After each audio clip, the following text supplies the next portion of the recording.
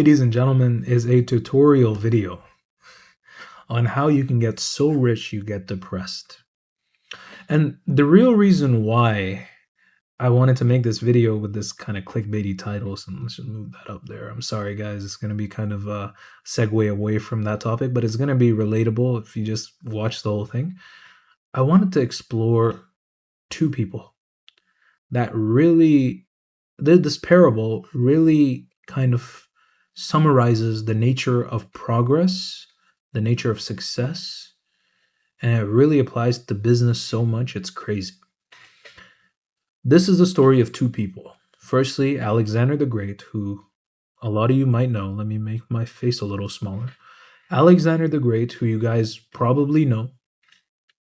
And you have Diogenes, right? Who some of you guys may be familiar with, but just to do a recap, Alexander the Great is a conqueror. He has a reputation for being a conqueror. He's the son of a king. His father was King Philip, and he allegedly never lost. The reason why I put this here, although some historians challenge the validity of this claim, is because the persona that Alexander had built for himself was essentially of a man who was so competent that there was no battle that he hadn't lost. Even if he had lost a battle, it's just the reputation that he had that I want to personify with this point here. So, henceforth, Alexander is essentially the definition of a king. And the reason why I put him here is because most business owners actually, or at least the ones that end up becoming very successful, who are the people I want to attract, actually desire to be Alexanders. They have a very conqueror mindset, not even in a negative sense. The word conqueror might have negative connotations like, oh, I'm a dictator. No, you want to just take over your niche. You're very competitive, right? Son of a king, again, you want to please those that believe in you. You want to please those that you value, whether it's your wife, your kids, your parents, whoever. And you want to have such competence that your reputation lines up with it, right? You want to earn just a reputation which outlives you. You want to do something great. And that's exactly what Alexander did. Nowadays you hear people like Mike Tyson. He's like, Alexander has literally become like, Alexander is literally an adjective in a sense, right? Like somebody's like, oh, I'm Alexander. That's what Mike Tyson said when he won his fight. He was like, I'm Alexander. He's not Alexander. Alexander is literally connotated with conqueror, right? A man who never loses. A man who, again, I put this detail in here. You'll see why I put this in here. On the other hand, there is just the polar opposite, which is really the idea of what a lot of business owners fear to be. But from time to time, what a lot of business owners are at heart, and that is Diogenes. So I'm sure some of you may know him, but Diogenes, basically homeless guy, used to live in a ceramic bowl in the middle of town. Right? There's dogs around him. Both of these pictures are being generous, as you can see. He's wearing clothes here. And he's wearing clothes here. He was renowned to be naked all the time. So Diogenes is a homeless guy. He's a literal degenerate. I think I spelled that wrong. But he was a degenerate. Let me give you a story. The reason why he's always, I guess, pictured with a dog is because once a passerby called him a dog. So imagine this, right? Diogenes is sitting here in his ceramic bowl, and they made him look cleaner here than the stories tell him to be otherwise. Some man called him a dog, so he peed on his leg.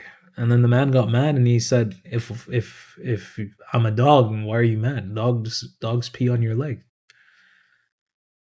Another time, there was at the time, the biggest philosophical debate was, how do you define a man in the simplest terms? Like the definition of man in simplest terms. And Plato, who actually allegedly came at the same time as Diogenes, defined man as a featherless biped. So basically a creature without feathers that stands on two legs or has two legs. Diogenes walked into Plato's communion or whatever you call a philosophy circle, holding up a plucked chicken and said, "Behold, a man." So this guy was literally a troll. He didn't care. Once, just to give you one last example, there was a okay, this one's gonna be explicit. I'll give you the explicit one, maybe another one after this. But once he was, by the way, you got kids, plug your ears. Once he was pleasing himself in public, and a man asked him, like, "Why are you pleasing yourself?" And he said, "I only wish it were as easy to get rid of hunger by rubbing my stomach." This is the story of Diogenes, right? He was a literal degenerate, homeless, troll. And the difference between him and Alexander, put simply, is that Alexander was a man with ambition. He had discipline, he had a dream, and he actually fulfilled his dream. A lot of you might be in this process, in the process of becoming Alexander. And Diogenes was, of course, the complete opposite. He had no ambition, no discipline, and no dream. He had no why. And again, the reason why I separate them with a line is because they're polarities. But the thing is, they actually met. There is a parable, and again, don't challenge me on the historicity of these events, but they actually met. And here is a depiction of Alexander the Great meeting Diogenes. Now, Alexander, this man, the conqueror, was so fascinated by this man and his legend. He'd heard his legend. He visited him. Alexander the Great visited Diogenes. And he came to Diogenes and he asked Diogenes, he was like, "Diogenes, I'm the conqueror here. I'm the king." I'm paraphrasing. "What do you want? I can give you anything. What do you want?" And Diogenes replied famously, he said, "Step out of my sunlight." At that point, Alexander was so impressed, he said, "If I were not Alexander, I would wish to be Diogenes." So this man envied this man's lack of ambition. And a lot of people say, no, he said, "If I were not Alexander." We know what he meant. There is another parable where Diogenes actually insults Alexander's father, in a sense. Diogenes was once staring at a pile of bones. And Alexander asks him, why are you staring at the bones? And Diogenes says, "I'm trying to find the bones of your father." Again, this is why this detail is important. Alexander's father was King Philip, I believe. He was also a king.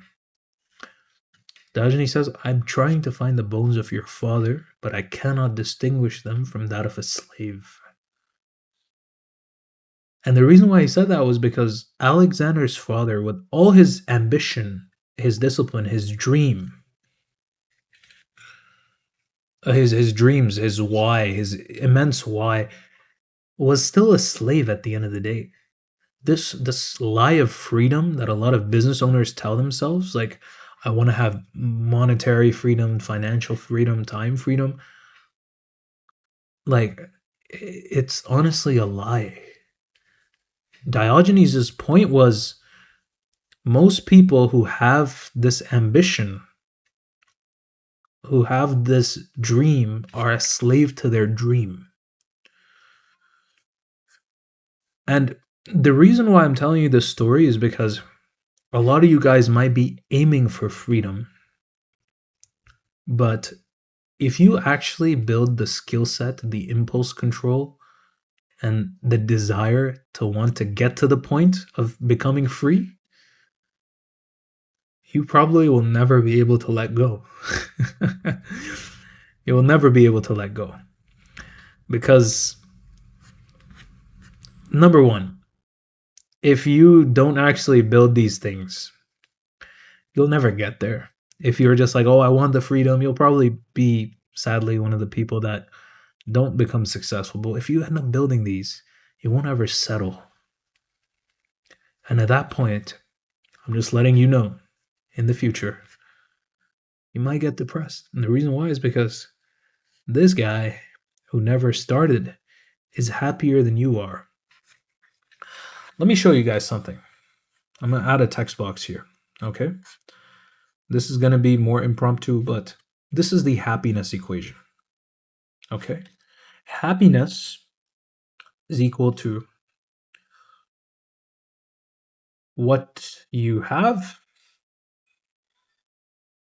divided by what you want. I apologize, this is a little impromptu, but let's make it even bigger. Let's make it 300 so that it just it I want to drive this point home, right? What you have over what you want. If what you want is infinite, I don't know, let's make it 8. Let's say it's infinite. And what you have is whatever, even if it's like 1 trillion. 1 trillion divided by infinity is undefined, 0. You're not going to be happy. But if what you want is 0, again, what was it? So what you have or what you want. If what you want is 0 and what you have is 0, 0 divided by 0 is still equal to infinity. Turn this around, please. Right there. There you go. So